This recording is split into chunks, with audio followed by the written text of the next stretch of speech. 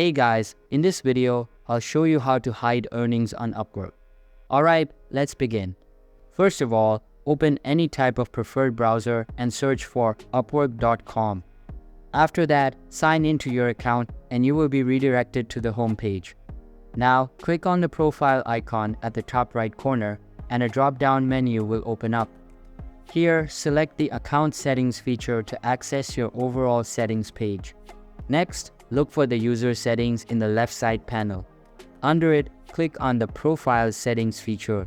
You will see the My Profile section at the top. Here, you can find that Earnings Privacy is mentioned, but you won't be able to turn it on just yet. To enable this feature, you will need to tap on the Upgrade link. This will prompt you to get a paid plan for $20 a month.